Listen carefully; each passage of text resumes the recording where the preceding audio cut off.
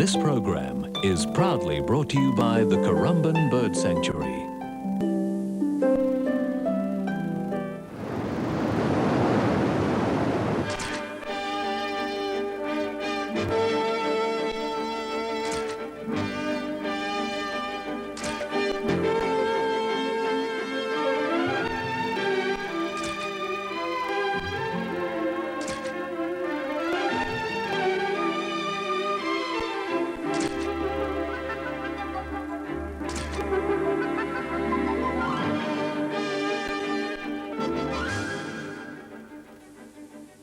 Well, hello again, and thank you so much for joining us for World Around Us. Tonight, a program that I know you're going to find tremendously interesting because it's the story of the Gold Coast. The nation's #1 holiday destination has a character that's very much its own. It started way back in our state's earliest days, and the coast's history seems to have been dominated by a procession of incredibly colourful personalities and characters. Many of the pictures in tonight's program you won't have seen before. A lot are taken from 8mm amateur colour movies, shot over the years by a man called Les Hardman. Matter of fact, this entire project resulted from Les contacting us and offering exclusive access to his library. Thanks, Les. You've given us some marvellous pictures to highlight the story of the Gold Coast.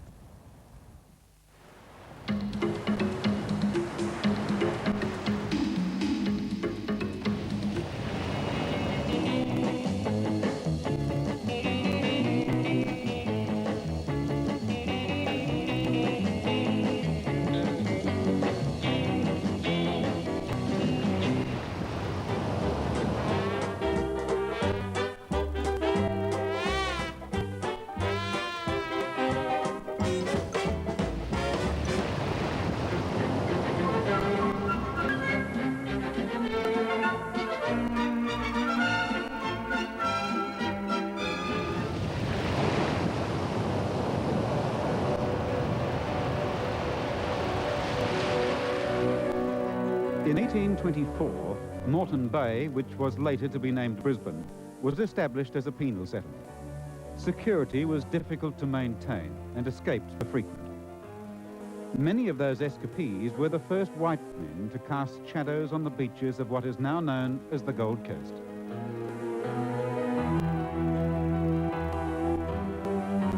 By 1829, the number of escapes had become an embarrassment to Moreton Bay's Commandant Patrick Logan. In order to prevent some of the escapees fleeing south, Logan set up a small military post on the top of Point Danger, overlooking the Tweed River.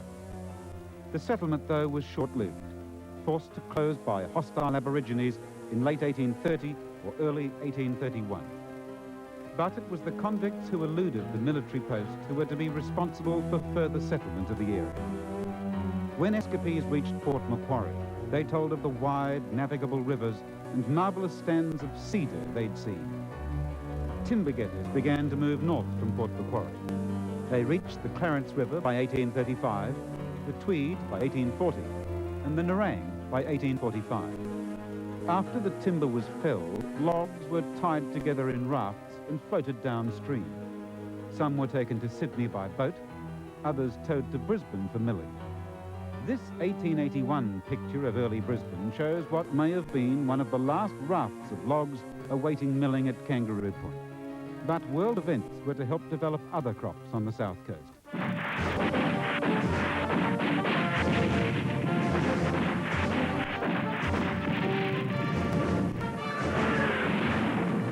In 1861, a worldwide demand for cotton was created by the American Civil War.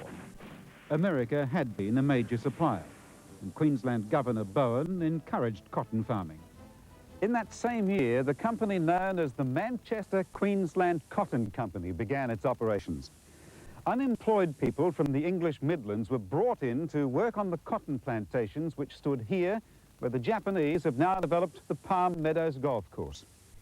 But the industry was to be short-lived. Heavy rains led to floods in 1864, and the humid summers meant lots of insect pests.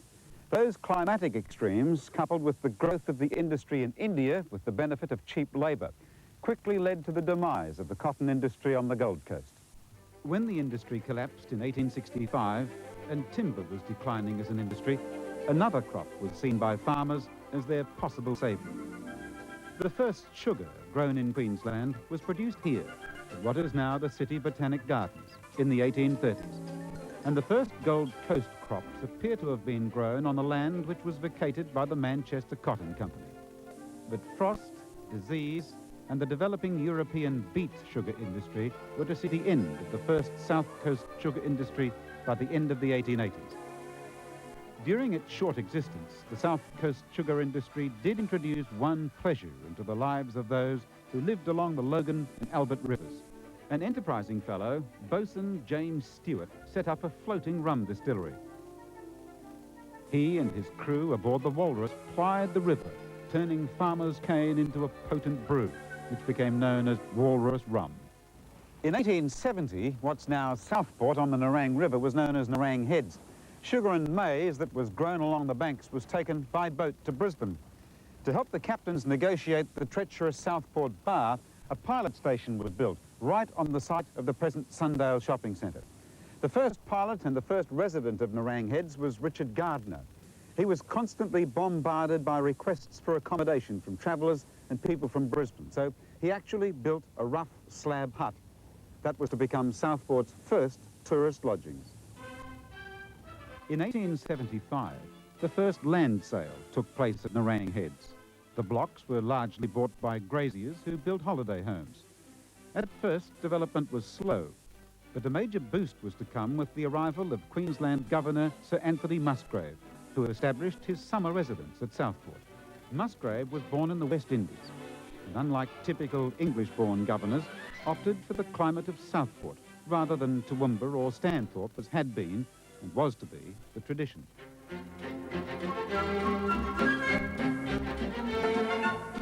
As the society set followed the governor to Southport, it became the social and cultural centre of the state and the premier seaside resort of the day. The beach looked much like today's Gold Coast beaches, but was still water, being protected by the sandbar which lay where the spit is today. Large homes were established on the foreshore, and Southport grew in popularity with the well-to-do. But all this was to change. In 1888, Sir Anthony Musgrave died. The new governor, Sir Henry Wiley Norman, arrived in 1889 and was less than impressed with Southport. He didn't like the climate, and to make matters worse, his favourite footman drowned in the waters of the Broadwater. So Sir Henry shifted his summer residence to Toowoomba. But that was to be only one of the reasons for the demise of Southport as the premier holiday destination on the South Coast. A new craze was sweeping Australia, and it was only a matter of time before the popular pastime of open surf bathing came to Main Beach. The still waters of Southport were to lose their appeal. And across the river, there were enterprising souls taking advantage of this newfound desire to romp in the surf. One of them was this man, Johann Meyer. He came to Main Beach, as the area was then called, and in 1875 he began operating a ferry across the river. Located where the Tiki Village Resort now stands, it joined Southport with the rest of the coastal strip. It wasn't long before Cobb & Co. saw the benefit and began using his ferry for their Southport to Tweed Heads operation, which used the beach as the road south. In 1887, Meyer opened the first hotel on the south coast. It was located on the present site of the Westpac Bank, opposite the Paradise Centre, and was called the Main Beach Hotel. 2 years after Meyer opened the hotel, the railway came to Southport, and the day trippers and holiday makers it brought from Brisbane were to be the start of the Gold Coast tourist story. But while these events had distracted from the popularity of Southport, the whole geography of the area was about to be changed by the dramatic events that were to take place on Stradbroke Island. In 1894, a ship called the Cambus Wallace, on her maiden voyage from Scotland, ran aground during a severe storm on a thin piece of land about 2/3 of the way down Stradbroke Island. Stradbroke was then only one island, made up of 2 wide sections joined by this narrow neck of land called Jumping Pin. The Cambus Wallace was carrying a cargo of whiskey and explosives bound for Brisbane, and as the ship broke up, its cargo was washed ashore on Jumping Pin. Even then, the good people of Brisbane and Southport didn't mind a drink. So the scramble was on to recover the whiskey, which lay about, in some cases, buried under tons of sand. The most eager of the scavengers decided the best way to shift this sand was to blast it away with dynamite. The damage caused by that and the blowing up of the explosives left over from the ship's cargo weakened this entire area. And when a cyclone blew through 2 years later in 1896, the seas finally broke right through, forming what we now know as the Jumpin' Pin Bar. Photographs from the papers of the day showed amazed locals inspecting the channel and speculating about the changes the new currents that had been created would make to local waterways. And the changes were to be dramatic. In 1892, boats entered the Nerang River through a channel which was virtually at the end of Main Beach. This photo, taken looking down Nerang Street near the corner of Scarborough Street in 1890, shows there was no spit. There is simply nothing visible out to sea. An article written in the Mining Journal of 1946, which traced the history of the area, claims that in the late 1890s, the southern end of Stradbroke Island may have been as far south as where the Nerang Street Mall ends today. Photos taken at Rose Holiday Camp on the southern end of South Stradbroke in the early 1900s show Southport to be very close in the background. As the tidal influences and the water movement changed, the southern part of South Stradbroke Island began to erode away, and the spit grew, advancing north from Main Beach. While the spit developed, South Stradbroke Island continued to retreat, and as late as 1938 it was still happening, with the sea taking houses and trees or whatever stood in its way. As a result of the separation of Stradbroke, the entire nature of this area totally changed. The Broadwater closed in as the spit grew, and Southport lost its beautiful beaches.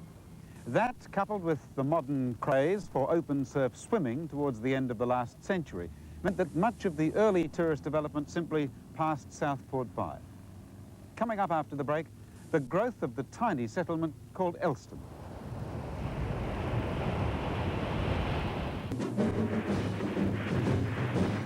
While the entire globe was engulfed in the First World War, some of the events that would shape the South Coast forever occurred. In 1915, the land that's now the heart of surfers' paradise, it was then called Elston, went up for sale. Just 2 years later, another new real estate development was up for sale, this time under the banner Surfers' Paradise Estate. But it wasn't until 1925 when Jim Cavell built his first hotel here on the corner of Cavell Avenue and the Gold Coast Highway and named it the Surfers' Paradise Hotel that some serious thought was given to renaming the whole area. But it was to be another 9 years before the tiny township of Elston was to be officially known as Surfers' Paradise. However, Cavell's timing was superb.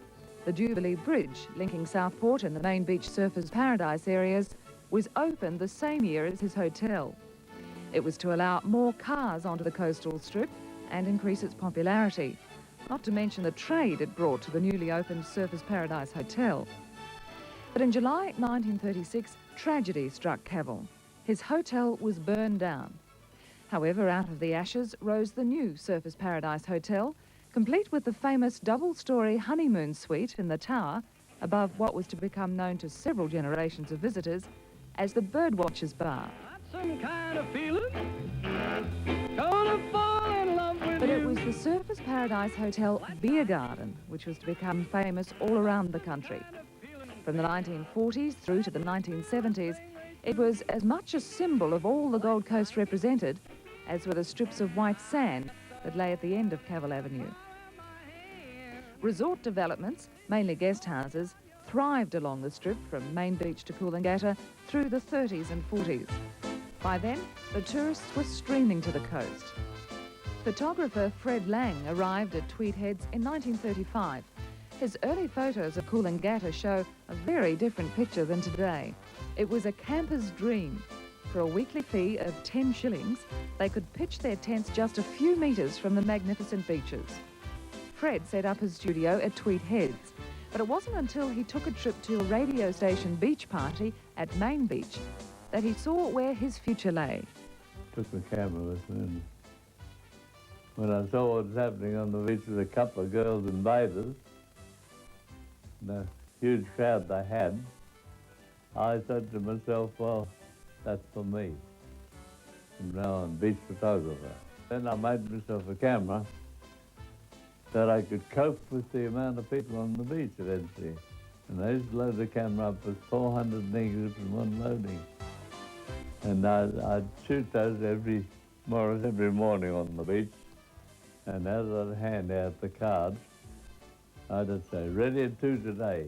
If you don't know where the studio is, just follow the crowd. And that's what used to happen every midday. All the mob guys coming over to Tweedhead to look at their prints. Being a beach photographer was one thing, getting the crowds to the beach was another. Then every Saturday, we'd all get together and have hokey pokey on the beach, and they'd get prizes, various prizes, pick up some prize for them. And then on Friday, we'd have a dress-up morning, inter-house competition over the guest houses, because they were the ones that really advertised the place more than anybody else. And there was plenty of good subject material. In 1937, one enterprising fellow set up elephant rides on Kirra Beach. This roller coaster operated at Coolangatta during the years of the Second World War. And it was Fred's pictures of local lovelies, which graced the front pages of magazines all over the country, that helped sell the Gold Coast. One of Fred's most popular was this shot of 50s model Sabrina, which he says sold almost 10,000 copies. Pictures of girls on Gold Coast beaches are still heavily in demand. The costumes are a little different, but the message is still the same. Bright eyes, nice big smile, good teeth. Today, the shadow on the beach is not of Fred Lang, but latter-day beach photographer Richard Campion, who believes Fred Lang was a man ahead of his time. Fred was must have been a pretty exciting sort of man. I mean, he still is, because I still know him, even though he was a little bit Mutt and Jeff. That's Jeff. And he was very important on the Gold Coast because he used to organise the beach parties. I wish I was doing the stuff Fred was doing, because I think it was a bit more creative. See, these days on the beach now, like we're talking about the beaches, Fred, the girls neck to knee, stand there and be nice, have the cutest little smile. Now we have to work, we go to work to even keep their clothes on, really. The girls want to take their clothes off on the beach these days. And I think there's more talent used in what Fred was doing on the beach compared to what I'm doing, because the girls are all natural, they flow easy, the cameras are fast, they just go off, it's all different altogether. There are two photos Fred still prizes highly. The first is of this strange cloud that formed off Coolangatta 2 days after the atomic bomb was dropped on the Japanese city of Hiroshima. And the second is one Fred still carries on him. It's a snap of the very first dolphin to be hand-fed on the coast. It was taken at Jack Evans' porpoise pool at Coolangatta, just hours after the first dolphin was in place. Jack Evans' porpoise pool grew to become one of the major attractions on the coast. It was something entirely new in Australia, and these pictures, taken in the late 50s, show the early dolphin acts. In the early 60s, a young child from Western Australia was taken to the pool by his parents. He had this photo taken with his father, Jack Evans, and the dolphins. On a later trip, he was able to hand-feed a dolphin at Marineland when Jack moved to that complex on the Spit. Today, Guy Bedford, the child in the photograph, is the head marine mammal trainer at Seaworld, just down the Spit from the old Marineland site. For Jack, a visit to Seaworld gave him the chance to see the advances in dolphin training and to meet up again with that child in the photo and one of his original dolphins from the old porpoise pool, Amity, who now lives in retirement at the marine park. But it wasn't Amity that gave Jack one of his closest shaves at the old porpoise pool. Kid tossed the ball in one day, and I had to get that ball back in a hurry. So I dived in to retrieve the ball from Bobo, and next thing she raced up to me and turned around and let me have it with her tail. Luckily, I ducked my head in the water and it just missed me by inches. She'd have killed me if it hit me, that much power. So I said, you can have your damn old ball from now on. While Jack's porpoise pool became a major attraction on the coast, its origins lay in an early attempt to protect swimmers on Gold Coast beaches. I used to be a beach inspector at Kirra Beach, and there's a lot of sharks about those days. As a matter of fact, there was a couple of fatalities. And I decided to do something about it, so I got some nets, made them myself, set the nets, and caught 17 sharks the first night. Put them on the beach and charged people sixpence those days to have a look at them. And they were that keen to have a look at sharks and things like that. I thought, how would dolphins be? So I finally built a pool at Snapper Rocks bars and started putting dolphins in there. That's how I first started them. You know, Jack was a pioneer of this whole industry in Australia, and today we wouldn't be where we are today without Jack having first learned how to even maintain dolphins in captivity. So, you know, we just wouldn't have even had a leg in without people like Jack. Back in those early days, there was only a handful of tourist attractions, and like the rest, the original Jack Evans porpoise pool, which was here at Snapper Rocks, had to struggle for survival from one school holiday break to the next. Coming up, how those early Gold Coast attractions helped establish an annual multi-million-dollar tourist industry.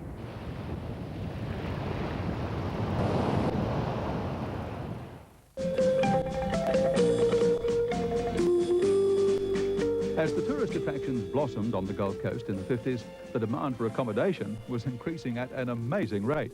Most holiday accommodation had been beach bungalows, and then came serviced apartments.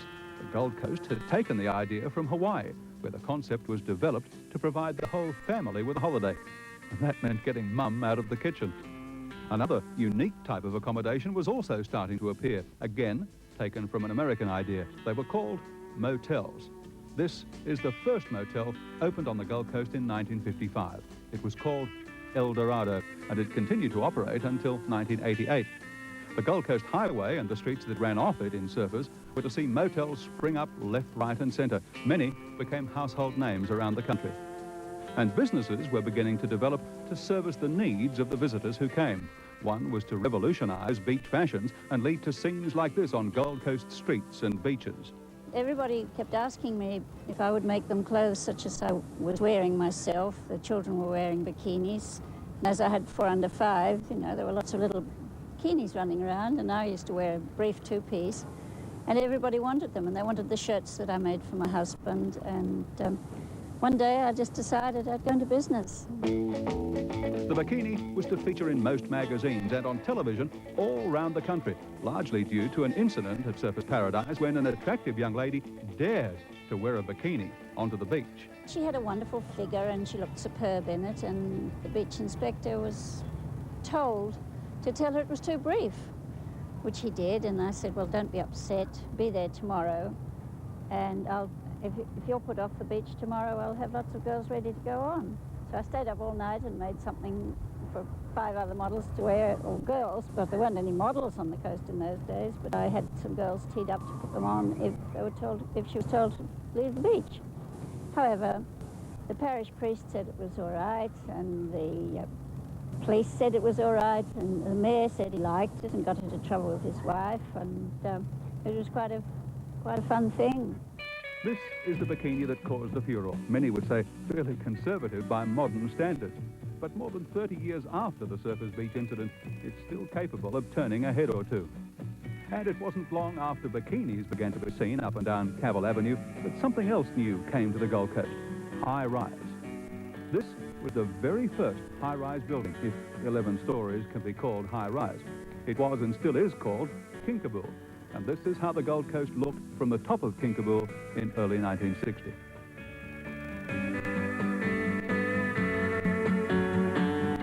Today, it's a very different picture, with massive high-rise buildings almost blocking the view in every direction. It is, some say, development gone mad, the Gold Coast destroying itself in order to get bigger. It had to happen. People wanted to be in Surfers Paradise. They wanted to be where the action was. The only way to get them here was to put them into high rises. It's as simple as that. Just 4 years after Kinkaboo was opened, motorists driving down the Gold Coast Highway got their first glimpse of another tall building. The second high-rise on the Gold Coast was under construction in 1964. Called Paradise Towers, it was a 15-story monster which would dwarf its neighbour. Both Kinkaboo and Paradise Towers have survived, but they're now hidden by high-rise giants in a skyline that's very different to that of 1964. The initial wave of high-rise development on the Gold Coast saw almost 20 buildings spring up between 1960 and 1974. In fact, the first 20-storey building went up in 1971. They replaced older-style homes and holiday flats. But of course, many of those have since disappeared themselves to make way for the new wave of Gold Coast development. Gold Coast councillor Athol Paterson came to the coast in 1963. He's the longest-serving member of the council and believes that development in the late 70s and through the 80s expresses the essential nature of the Gold Coast. I believe myself the essential nature of the Gold Coast is really change. People don't understand that, but it is. There was a time when the Gold Coast looked like this, and then like this. The changes weren't subtle. They were bold and very obvious, and throughout those years of change, there have been those who wanted to keep it the way it was. There was massive resistance to the development of the two-direction highway through Surfers. They wanted it left like this, traffic flowing both ways on the Gold Coast Highway. Many didn't want to see the development of high-rise buildings, and lately, there's been opposition to the coming of the Japanese. Everyone who comes here sees the place as it is then and falls in love with it and says, well, I'm coming here to live. And I've got a phrase for it. I say it's the virgin concept. They want to crystallise the place in exactly the same situation as it is when they see it first. And still, the development continues. You're rarely out of sight of a crane atop a new building on the Gold Coast. And one man who understands the cycle of change well is real estate tycoon Max Christmas. He came to the Gold Coast as a 14-year-old carpenter's apprentice. In his early years, he worked on the coast as a caretaker, he built surfboards, and eventually went to learn his trade with the legendary Gold Coast real estate agent, Laurie Wall. Now, Max is Mr. Real Estate on the Gold Coast and explains its growth cycle in simple terms. I put it down to greed. Man is born with a bit of greed in him, and they overextend. They build too much of a product. But Max Christmas believes it was what was already here that started it all. I think the sunshine, what we're looking at here right now, the natural beauty, the beach. It's a warm area with a tropical, subtropical climate. But the Melbourne people built the area way back in the early 40s and 50s. And as for those who think the coast is changing too fast, you don't have to live in the Gold Coast or Surfers Paradise. Actually, you can live in Coolangatta. It's been a lot slower, the growth factor down there. But people did want to live here. Many thousands who came on holidays decided to stay, and they built their homes on the newly developed canal estates just behind the centre of Surfers itself. After the break, the building boom like no other town or city in Australia had ever seen. Gold Coast Islands had begun as early as the 30s. Areas which were once just swampy marshland were raised by sand dredging and became some of the most expensive real estate in the country. These shots, taken in the mid-60s, show some now well-established islands as just canals and empty blocks. The islands behind Surfers Paradise have some development, but many blocks were unsold. And this is all that was left of Macintosh Island, where Paradise Waters Estate was to be created. Paradise Waters was begun by Bruce Small in the late 50s and was said to cost £2 million. Well, after he sold Macintosh Island, Bruce Small turned his attention to another island development. It was 104 acres of swampy land across the Nerang River from Surfers Paradise called the Isle of Capri. Bruce Small purchased the estate in 1960 and began marketing the subdivision, but he'd picked a bad time. The 1960 credit squeeze almost sent him to the wall. But he survived, and the development was to become the premier estate of the day on the Gold Coast. All along the coast, similar developments were to spring up until today, the land behind the coastal strip is a maze of waterways and canal developments, highly sought after and still some of the most expensive real estate to be found in Australia. While Bruce Small made his name on the Gold Coast through real estate initially, he was later to become long-time mayor of the coast and a member of Parliament. But he became a household name around the country through his tireless promotion of the coast. In 1968, he began a series of Gold Coast Council promotions using meter maids. Walking down the street, all suntanned and dressed so neat. Make 5 cents when you've been to lane. See the swinging surfers meter maid. Ow! All the fellas stop and sigh. Cameras click as she goes by. Give a smile and she's repaid. She's a swinging surfers meter maid. Since 1965, the meter maids had been feeding expired meters on the Gold Coast and had attracted national interest. But it was Bruce Small who took them on the road to lure tourists, largely from the southern states, to Surfers Paradise. It was one thing promoting the coast, but by now, would-be visitors expected more than just beaches. The demise of the guest houses, which provided most of the on-beach and other entertainment, left an entertainment void that was soon to be filled by people like Jack Evans and his porpoise pool. Apart from Jack, there was Alex Griffith, who developed the Currumbin Bird Sanctuary. From those early days, the sanctuary grew to be one of the most recognised attractions of the Gold Coast. It provided not only the tourists, but day trippers from Brisbane and other nearby centres with a chance to get close to nature. It was a simple idea, yet it entertained thousands of tourists a year. And it endured. The birds still draw big crowds, with many tourists returning year after year. In the early 60s, while High Rise was still being developed, Gold Coast visitors were limited to seeing most of the sights from ground level. So when Page Newman built a chairlift on top of what is now known as Magic Mountain at Miami, it was an instant success. The technology was simple, and most southern visitors were familiar with chairlifts. But the view from the top was spectacular, and as these pictures show, almost totally devoid of any tall buildings.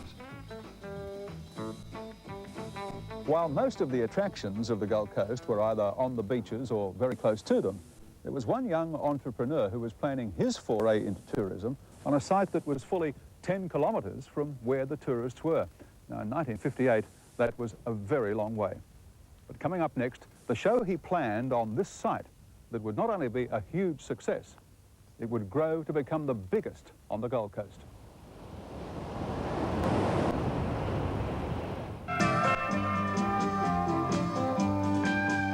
In 1958, a young man named Keith Williams began a water ski show on the Nerang River at Carrara. He named it Surfers Paradise Gardens. His own skiing achievements helped the show become popular. In 1959, Williams became Australian outright champion, winning the slalom, trick and ski jump events. In 1971, the show shifted from Carrara to a new venue built on the Spit. It was called Skiland of Australia.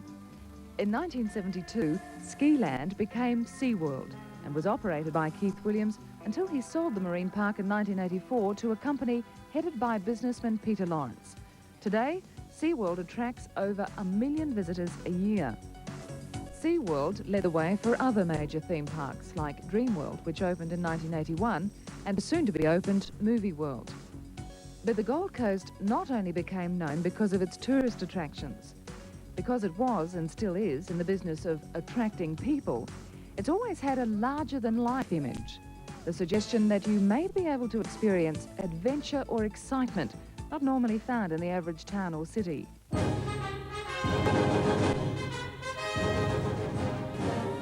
It may have started with the then outrageous pyjama parties held here at the Beachcomber by entrepreneur Bernie Elsey.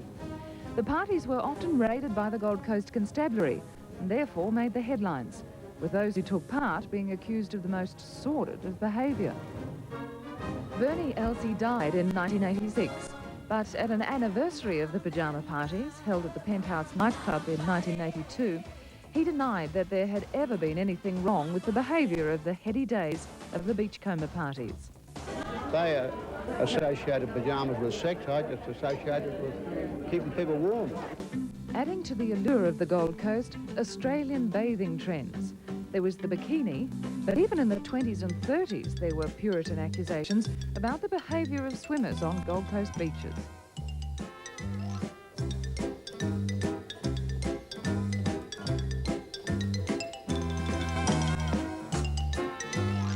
The coast set the trends. In the 30s, men were allowed to wear swimming trunks instead of, as the law had dictated, one-piece costumes, not quite neck to knee, but certainly covering the chest.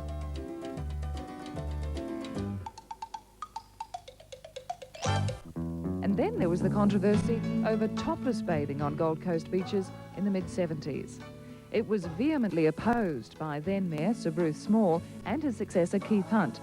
But over the Christmas break of 1979, a moratorium on topless bathing was declared. And there are those who say, if it's bizarre, it's happened on the Gold Coast.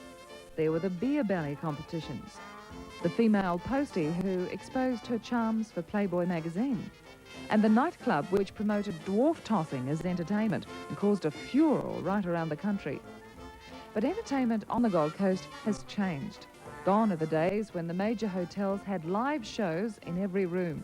They were the launching pad for many an international career. In this old photo of Fred Lang's, on the left, a very young Barry Crocker, and second from the right, an almost recognisable Peter Allen.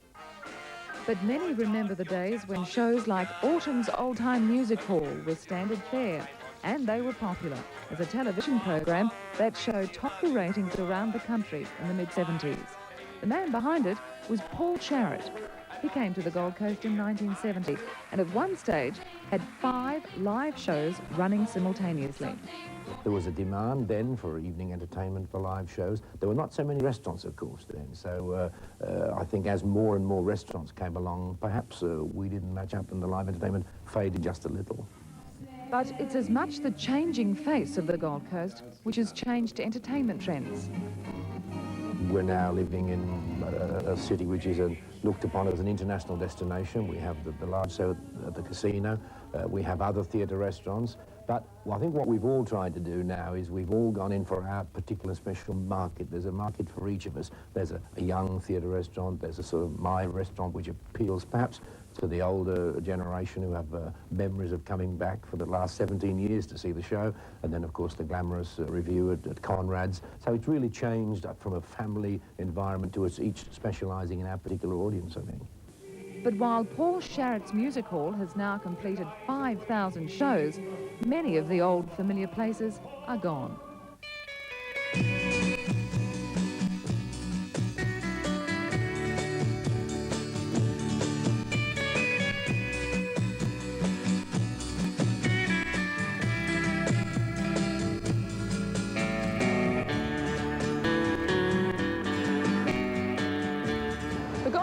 Has become used to change and adjusting to it.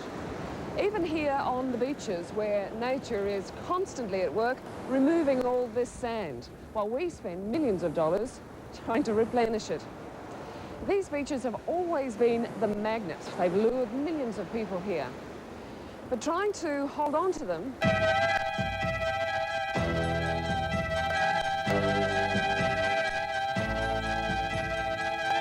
As recently as 5 months ago, Gold Coast authorities moved to replace sand taken from their beaches by heavy weather. But it's not a new problem. 3 times during a 1951 cyclone, the spit was breached. And as these pictures show, erosion in 1967 took away half the esplanade and almost undermined buildings, including the Sands motor inn fronting the beach. As the seas pounded the beaches, council crews battled to hold the foreshore in place. Finally, the army was called in to assist and rigged emergency lighting so the crews and the private householders could work through the night to save their properties. The beachfront was rebuilt using a layer of wrecked motor vehicles to give it stability. And as these pictures, taken 9 weeks after the initial damage, show, the sand was successfully kept in place. But despite the erosion, which is still a problem, the beaches are and always have been the major drawcard. They've seen the Cobb & Co. coaches of the late 1800s, the neck-to-knee bathers of the early 1900s, the honeymooners who came to Cavill's Hotel in the 20s, the horse riders of the 30s. They were home to the radio station picnics of the 40s, the surf carnivals of the 50s, when the local municipal band played on the beach in full uniform. They saw the first tentative high-rise development of the early 60s, the topless bathers of the sexually liberated 70s, and into the 80s, the giant shadows of the massive tower blocks made their daily sweep across their sands. But while the beaches draw the tourists, there are also the characters who make this place special. Like a man now dead called John Paterson. He was known as the Mutton Bird Oil Man. His place on the beach has now been taken by Al Baldwin, regarded by most as having probably the best job on the Gold Coast. Al's been on and around the coast since 1951. and he was there when the mutton bird oil man amused the tourists. John was a character. He'd even drink his own oil. He'd rub it down and he'd be talking to people. He had this mad sort of pith helmet with the mutton bird on top. He even had an old Rolls Royce with a mutton bird as his motive on the bonnet. He was a character. He just fitted in so well. It was more of a village then, but a little up class. You know, only certain people could afford in those days to come to the Gold Coast. But the mutton oil man is gone, and so is the village. But has the change been good? It is the greatest place on earth, isn't it? I mean, your water's unpolluted and your air is unpolluted. There's no industry here except tourism, and it's just a beautiful place to come and relax. And those who've made the Gold Coast their home have learnt to live with the tourists and the massive social change that has taken place in Australia's fastest growing city. Now we've got established what you've got to clearly identify as an industry, which is tourism.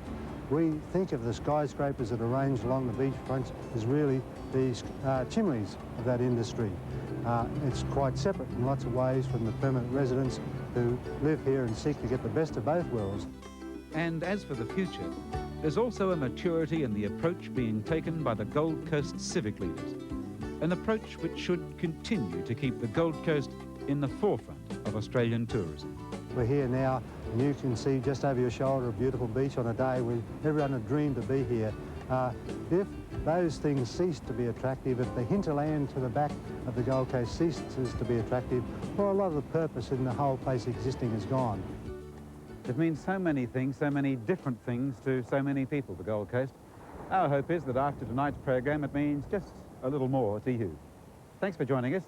Look after yourself, enjoy your weekend and the world around us, and we'll see you again next Saturday night as we go aboard HMAS Darwin. As 3 proud ships of the Australian Navy steam towards the Gulf crisis, 7 brings you a timely and fascinating new special actually filmed aboard. Here's your chance to meet the sailors themselves and share their thoughts of possible conflict. An exclusive guided tour of a warship en route to the Gulf on The World Around Us, Saturday.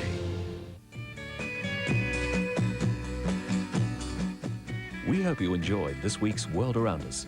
Stay watching now for a super celebrity doubleheader. First up, it's Celebrity Feud with Rob Ruff, featuring Nudge from Hey Dad and swim coach extraordinaire Laurie Lawrence. Then at 8, Brisbane's Agro joins Glenn Sharratt and Lorraine Desmond from a country practice on Celebrity Wheel of Fortune. Tonight on 7.